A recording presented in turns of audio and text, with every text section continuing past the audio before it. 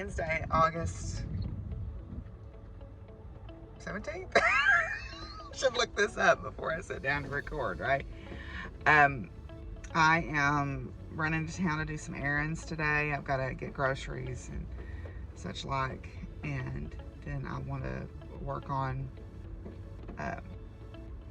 my house cleaning a little bit more, maybe work on sewing. It's a dreary day, but we had almost 2 inches of rain, so I'm very grateful for that.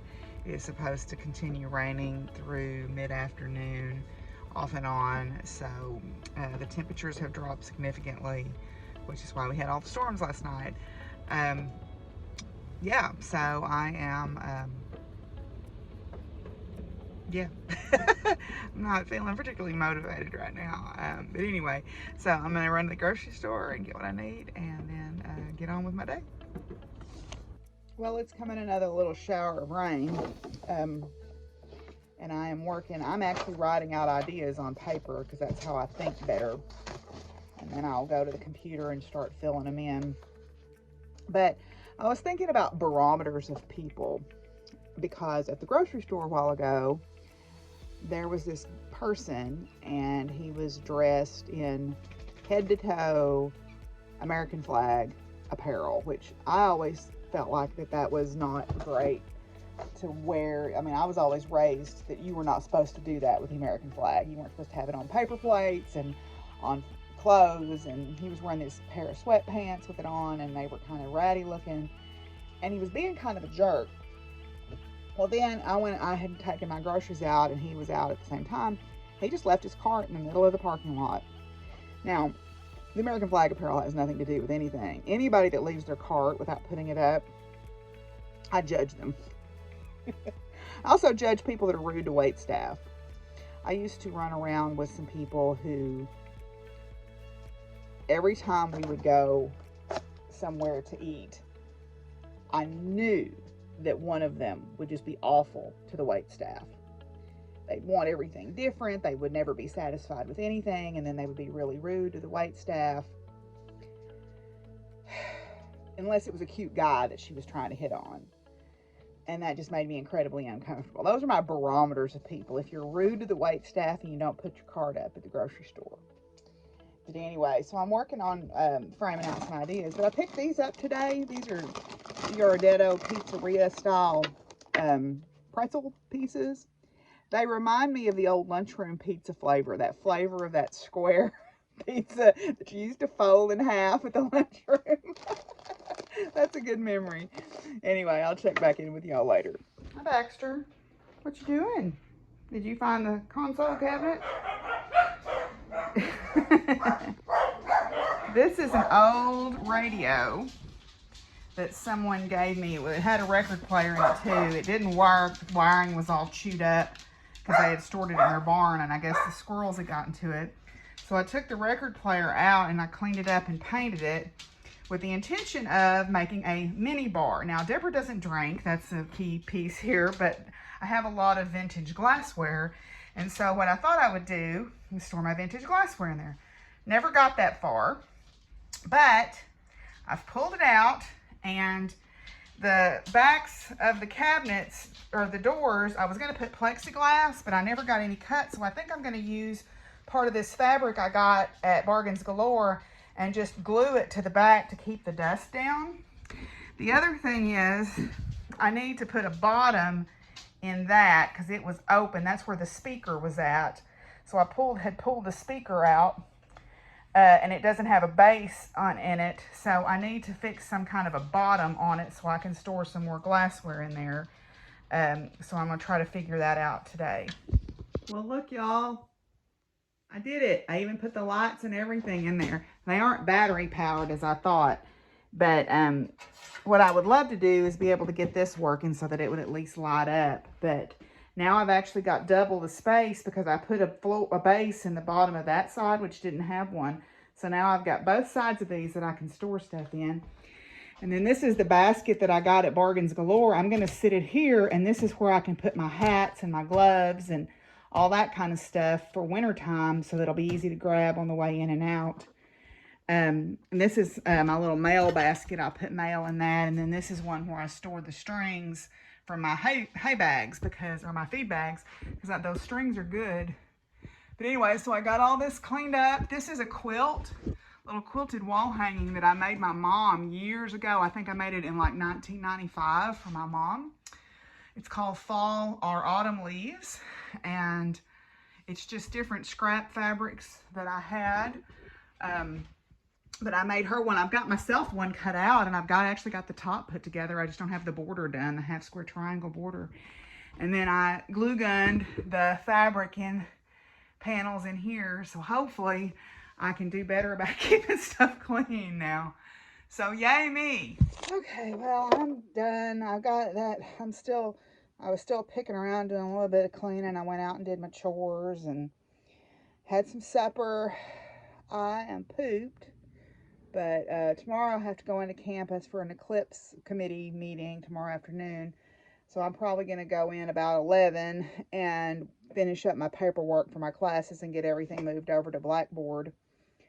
And then that'll give me Friday through the weekend to work on my cleaning projects. I'm going to work on the living room next. I need to pull everything off the bookshelves, organize my books, pull them out from the wall, because there's stuff that's fallen behind there thanks to the cats that needs to be gotten out from behind there. But I need to organize my books too. My books are just in a disarray, and I like to organize them by subject area so that I know if I'm looking for something where I can find it. So I'm going to do that probably on Friday, but we'll see. So first I thought I'd show you some happy mail I got today. This is from a shop called Daily Hippo. Daily Hippo. They have an Etsy shop. They're out of California. And I had ordered from them because I wanted this Hathor pen. I think I really like that. Hathor is one of the goddesses I'm studying in my Dark Goddess Intensive. So I really liked that. She's an Egyptian goddess that often is seen with a cow's head or cow's horns or whatever on the top. Then they had these earrings that were Ma'at's feathers. Ma'at, when you die, she weighs your heart against a feather, and if your heart is lighter than a feather, that means you can go on to the good places, I guess. And then this is a sticker they sent for free with their order. So I thought that was pretty cool. So let's see. Let me check and see who this is calling, and then we'll do our cards. Okay, so let's do the cards for today. Today's cards in Believe in Your Own Magic, it's confidence. Confidence. It comes with time and practice. It seems like everywhere around you, people are chattering about how confident they are and how freeing it feels. You wish you could relate to them, but you haven't gotten there yet. Listen, it's all right. Confidence is not an instant or an overnight evolution. Just like with everything else, it takes time and practice and a lot of unlearning of toxicity. Yeah. True confidence takes all those things. And it's a work in progress for us all. So, okay. Then, Power of Flowers tonight is Orchid. Okay. Orchid flowers include 3 sepals and 3 petals, the lowest one referred to as a lip. Some orchids grow high on branches in tropical jungles. Others are terrestrial with roots growing in loose, moist soil, often in wooded areas. It's an extremely potent flower known to enhance one's attunement to nature's procreative forces and sensuality. Pliny, an early botanist, claimed that even holding the roots in one's hands could arouse one to ecstasy. Orchid Essence seeks to refine the raw drive of sexual desire. It is recommended for couples seeking spiritual or sexual union, especially in combination with rose elixir. I don't think I'm going to need this one. Orchid comes from the Greek orchis, meaning testicles, because of its twin bulbs resembling testicles. So there we go. There's our little biology lesson for today. The Romans named the orchid Satyrion, claiming it grew from the leftover spin of the satyrs, fawn-like beings considered an embodiment of the horned god of wild nature known to the Greeks as Pan. Archaeological evidence suggests that Pan identified with unbridled sexuality and desire and may have begun his legendary life as the Hindu fertility god Panchika, I think. Just as men can only reach full maturity through healing relationships with women, it may be that Pan, the ultimate bachelor, will only reach his maturity as a cultural icon when he is understood in his role as a consort to the goddess. Only then will his ritual reenactment open the gate to Mother Nature's garden for men and women alike. The forces of nature are vibrantly alive with ultraviolet colors, wave frequencies in which we as humans cannot perceive. The same is true regarding your own inner garden of your sensuality. With the appearance of Pan, you are offered a mythical perspective on your own primal nature and instincts, ushering in a new awareness. Just as Orchid climbed upward toward the sun, you must, with constant striving, seek the highest expression of your passions.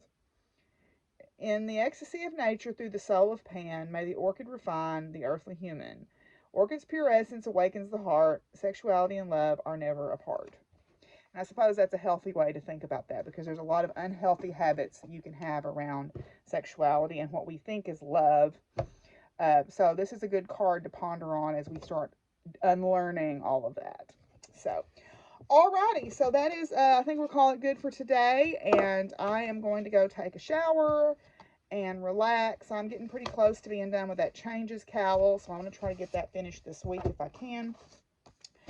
And I will see you guys tomorrow. Bye.